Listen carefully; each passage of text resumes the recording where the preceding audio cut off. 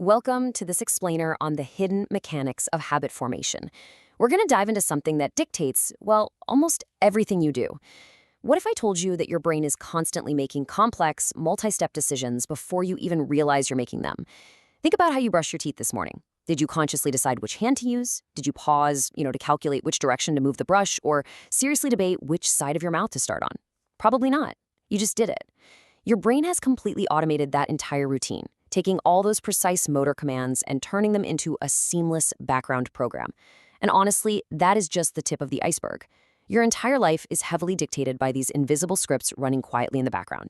40%. Just let that sink in for a second. Around 40% of your daily actions aren't actually conscious decisions at all. They're just automatic routines, they're habits. Think about the gravity of that. It basically means for almost half of your waking hours, you are practically a passenger in your own body, just running on complete autopilot. From the way you tie your shoes, to the exact route you take to work, to the very first app you open when you unlock your phone, none of it is an active choice. It's a physiological reflex. Every single day, your brain is quietly operating behind the scenes, pulling the strings on your behavior without even asking for your permission. So that naturally brings us to a really fascinating question. How does your brain transform something incredibly difficult into something fully automatic? Like, how does a deliberate, effortful action, something that used to require absolutely all of your focus, just become a subconscious routine that you do without even blinking? Think back to when you first learned to ride a bike. It took every single ounce of your concentration just to stay upright. But today, you could probably do it while holding a conversation and thinking about what you're going to have for dinner. To understand this magic trick, we have to look under the hood of human psychology and explore the hidden architecture of how our brains actually function. It turns out every single habit you have, whether it's good or bad, begins with what behavioral psychologists call the habit loop. And it consists of three core parts: a cue, a routine, and a reward. Let's make this tangible. Imagine you're sitting at your desk, you're trying to get some work done, and suddenly your phone buzzes. That buzz, that's the cue. It's a trigger from your environment. Almost involuntarily, you pick it up, unlock the screen, and open Instagram. That action right there is the routine. Then you see a funny video or get a message from a friend. Boom, that's the reward. Your brain quietly takes notes and says, hey, that felt really good. Let's remember this exact sequence for next time. So the next time your phone vibrates, your hand is going to reach for it just a fraction of a second faster. But here is where we hit a massive paradigm shift. This completely challenges everything we usually assume about human behavior. Are you ready? The reward is not actually the strongest part of this loop. I know, that sounds entirely counterintuitive. We usually think we're just out there chasing that end goal, right? We assume we're simple creatures driven purely by the pursuit of that final burst of satisfaction, the sugar rush from the donut, the laugh from the video, the relief of checking off a task. We treat the reward like it's the ultimate finish line. See, we usually think we're addicted to the reward itself, but modern neuroscience reveals something terrifyingly brilliant. We are actually addicted to expecting it. After you repeat a behavior enough times, your brain literally starts releasing dopamine before you receive the reward, not after, before. That means half the time you aren't actually addicted to the reward itself. You're addicted to the anticipation. This is the exact mechanism that casino slot machines use to keep people hooked. It's exactly why simply hearing a notification sound, just the mere expectation that a message is waiting for you, can make your heart rate spike and compel you to grab your phone instantly. The dopamine spike happens the moment the cue hits, driving you forward like a powerful engine. Okay, now we need to address the elephant in the room, the 21-day myth. We've all heard this one, right? You're told that if you just do something for 21 days straight, it magically locks in and becomes a lifelong habit. 3 weeks and bam, you're a brand new person. Well, that myth needs to die today. It actually originated way back in the 1960s. It was based on some really casual observations by a plastic surgeon named Dr. Maxwell Maltz, who basically just noticed it took his patients about 21 days to get used to their new faces. It was never a rigid scientific law of behavior change, but the self-help industry ran with it because, let's face it, it sounded nice and achievable. Modern science, however, tells a very, very different story. A major, highly respected study out of University College London actually found that habit formation is a wild spectrum. It can take anywhere from 18 days for some incredibly simple behaviors, all the way up to 254 days for more complex routines and different personality types. The actual average? About 66 days. That's more than 2 months. So the crucial takeaway here is this.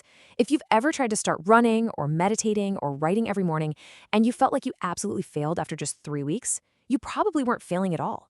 Your brain was literally just still training. You were right in the middle of a massive biological rewiring process. You didn't lack discipline, you just needed more time on the clock.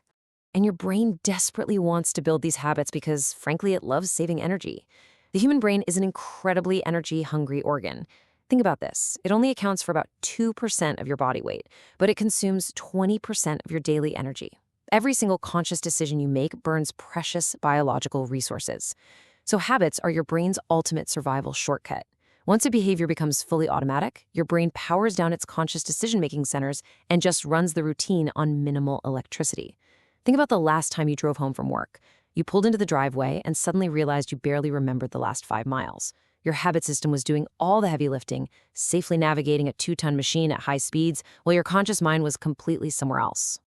So, if our brains are biologically wired to automate things just to save energy, this brings up a really important and, honestly, slightly provocative question. Is breaking a bad habit really about willpower? Society is constantly telling us that to stop eating junk food or to quit smoking or to stop procrastinating, we just need more discipline. We need to grit our teeth and just be stronger. We tend to view bad habits as a moral failing or some sort of lack of mental toughness. But if our behaviors are deeply tied to these ancient, energy-saving survival mechanisms, is raw willpower actually the most effective way to go about changing them? The science says a resounding no. Breaking a bad habit isn't mainly about willpower. Relying purely on willpower is like fighting an endless uphill battle against your own biology. It is exhausting, and eventually your willpower muscle is going to fatigue. The real secret? Changing the cue. If every evening you find yourself mindlessly eating junk food while watching television, the TV itself might actually be the trigger, not the hunger. The physical environment is the cue. If you change that environment, say you decide to not sit in front of the TV at all and instead you read a book in a different room, the habit suddenly becomes exponentially weaker. You aren't fighting the urge anymore, you are removing the invisible trigger that creates the urge in the first place. Scientists actually have a very specific term for this phenomenon. They call it context-dependent behavior. These are habits that are inextricably attached to specific places, sounds, smells, or even certain people. These environmental triggers are completely invisible to our conscious mind, yet they violently dictate how we act. This is exactly why you might find yourself incredibly productive the second you sit down in a quiet library, but entirely unmotivated and endlessly distracted the moment you try to study sitting on your own bed. Or why just the smell of popcorn wafting through a cinema lobby instantly makes you crave a bucket, even if you literally just ate a massive dinner. Your environment is constantly programming your behavior, running scripts in the background without you even noticing. Now, as you work on changing these environmental cues and building new, healthier ones, here is an incredibly reassuring insight straight from the world of neuroscience. Consistency beats perfection. Missing one day does not destroy a habit. Missing many days in a row does, sure, but our brains learn through long-term repetition over time, not through flawless, unbroken perfection. Every time you perform a habit, you are slowly strengthening neural pathways, insulating them with this fatty substance called myelin, which literally makes the brain's signal travel faster. That physical brain change doesn't just vanish because you slipped up once. So if you skip one workout or you miss one day of studying, you are not back at absolute zero. Consistency over a long timeline is what physically rewires the structure of your brain. And if you want a proven, scientifically backed shortcut to building that consistency, there's this brilliant strategy used by athletes, CEOs, and high performers all over the world. It's called habit stacking.